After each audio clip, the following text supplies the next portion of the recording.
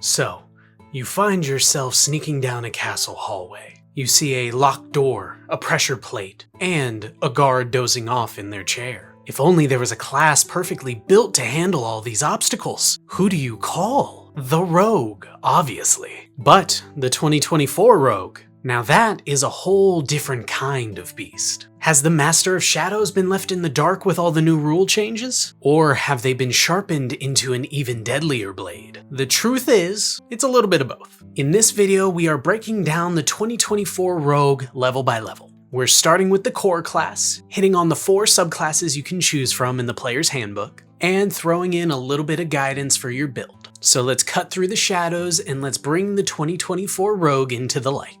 Before we get into the level by level, you need to know which YouTuber's giving you this info. My name is Sir Bearsworth, guiding creators, shaping worlds, and forging heroes. And first off, the big immortal question, what is a rogue? Well, the core fantasy is still alive and well. You are still the master of skills, stealth, and landing that one perfect and painful shot on your enemies. A master of thieves' tools and being light on your feet. But let's get into it at level 1. This is where we're going to experience some of our biggest and most important changes. First up is expertise. You pick 2 of your skill proficiencies, or 1 skill and your thieves' tools, and bam, you now double your proficiency bonus in those skills. This is how you go from pretty good at sneaking to literally invisible if you stand in a shadow. You'll get another iteration of this a little bit later at level 6. Next we have our signature move, Sneak Attack. It is still that beautiful pile of d6s you know and love, and it still works if you have advantage or you have an ally within melee range of your target. But there is a little bit of a glaring change here. Sneak Attack now only works on your attack when you take the attack action.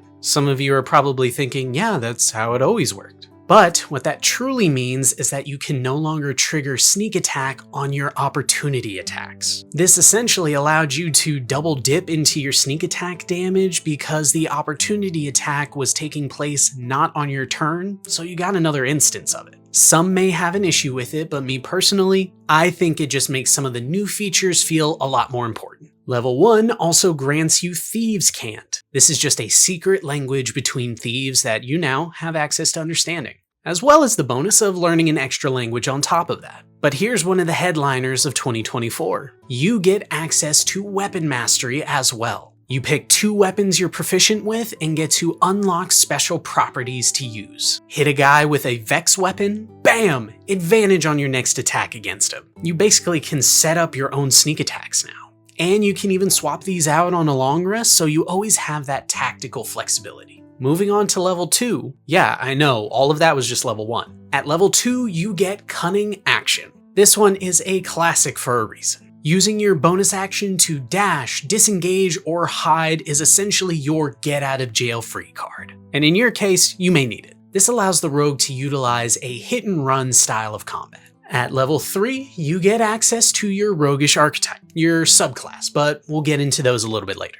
You also get a fantastic new feature called Steady Aim. As a bonus action, if you haven't moved on your turn, you can give yourself advantage on your next attack. This is your reliable, on-demand advantage generator. This just makes sure that your rogue is terrifyingly consistent as a sniper or a skirmisher. Level 4 is your first ability score improvement or feat, and rogues actually get an extra instance of this ability, meaning you get an ASI or feat at level 8, 10, 12, and 16. Not quite as crazy as a fighter, but this allows you a lot of flexibility with your build.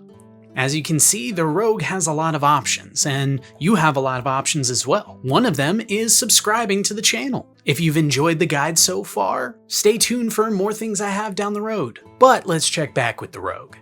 As you've seen with many of the classes before, level 5 is one of our big power spikes. As an awesome defensive ability, you get Uncanny Dodge. This lets you use your reaction to halve the damage from an attack. And you can basically use this all the time. But the real main event here is the new feature, Cunning Strike. This one really spices the rogue up a little bit. you can now sacrifice some of your sneak attack damage to get an extra effect on your strike. You can spend a d6 of damage to try and poison an enemy, or trip them and knock them prone. You can even use the withdraw option to move up to half your speed away and not provoke opportunity attacks. You're not just a raw damage dealer anymore, you actually can implement a lot of battlefield control with this ability. And honestly, I am a huge fan of this. At level 7, you get 2 incredible features. Evasion is still here, letting you take no damage on successful dex saves,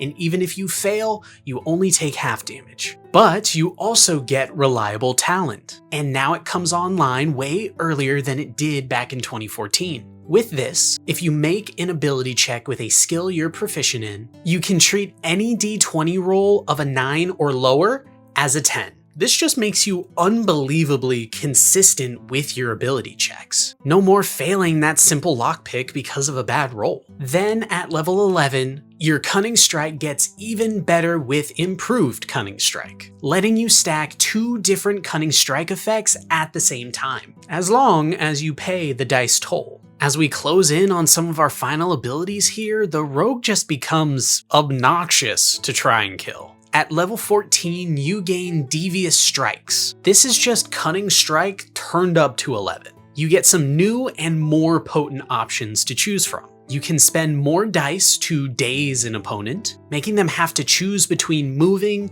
an action, or a bonus action. They can only pick one. Or you can just knock out a target completely. This will cost most of your sneak attack dice, but might be worth it. You also get Obscure to blind a target until the end of their next turn. At level 15, Slippery Mind gets a huge buff. You now gain proficiency in both Wisdom and Charisma saving throws, letting you just shrug off mental attacks left and right. At level 18, you become Elusive. With this, no attack roll against you can have advantage as long as you aren't incapacitated. It's simple, but an extremely powerful defensive tool in your pocket. At level 19, you get access to your epic boon. And finally, at level 20, you achieve Stroke of Luck. Once per short or long rest, if you fail any d20 test, that's an attack roll, a saving throw, an ability check, you can just choose to turn that roll into a nat 20. Yeah,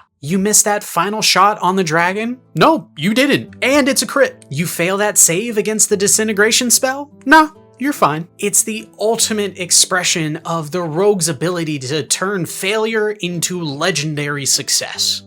Jumping back to level 3, it is time to specialize. You don't swear an oath, you're not a paladin. You pick your trade. The 2024 Player's Handbook gives us a couple of distinct options to choose from, all reworked for the updated rules. Let's look at what we got. First, we have the Arcane Trickster. For those who want to mix a little bit of magic with their mayhem, this is the perfect subclass for you. At level 3, you get Spellcasting, and very much in character, you get to steal it from the wizard list. Now, with no restrictions, you also get access to, and bear with me, Mage Hand, Legerdemain. This basically gives you the Mage Hand cantrip and allows you to utilize it in way more roguish ways. Level 9, you gain Magical Ambush. If you are hidden from a creature when you cast a spell on it, it has disadvantage on its saving throw. At level 13, you get Tricky Spells. This just lets you cast a spell as a bonus action if you used your action to cast a cantrip. And at level 17, you become a Spell Thief. When a creature casts a spell, you can use your reaction to try and steal it. If you succeed, the spell is negated, and you can cast it yourself within the next minute. Next up, we have the Assassin. If you love the fantasy of taking out key targets before they even get a chance to get going, this is your path. At level 3, you get proficiency with both Disguise and the Poisoner Kit. You also get Assassinate, which gives you advantage on initiative rolls, and you gain advantage on targets who haven't taken their turn yet. Plus, hitting with Sneak Attack on the first round here, you get to add extra damage equivalent to your rogue level. At level 9, you gain Infiltration Expert. This lets you flawlessly mimic someone's speech patterns and handwriting after studying them for an hour. Going real method with this one. You also get the benefit of your steady aim no longer reducing your movement to 0. At level 13, you get Envenom Weapons, which boosts your Poison Cunning Strike, adding extra poison damage and allows you to ignore poison resistance. At level 17, you gain Death Strike. When you hit with a sneak attack in your first round of combat, you can force the target to make a Constitution saving throw, and if they fail, the damage is doubled. It doesn't even have to be a crit. Next up, we have the Thief, and the Thief may be one of the biggest winners in 2024. At level 3, you get Fast Hands, letting you use your bonus action to use your thieves' tools, pick a pocket, or even use certain magic items. You also get Second Story Work, which grants you a climb speed and the ability to use your dexterity when jumping. At level 9, you gain Supreme Sneak. This adds a cunning strike option called Stealth Attack, which can let you attack without breaking invisibility. At level 13, you learn Use Magic Device. This lets you attune to an extra magical item, and the ability to use spell scrolls. Plus, when you use a magic item that requires the expended use of a charge, you have a chance to not expend a charge at all. And at level 17, you get Thieves' Reflexes.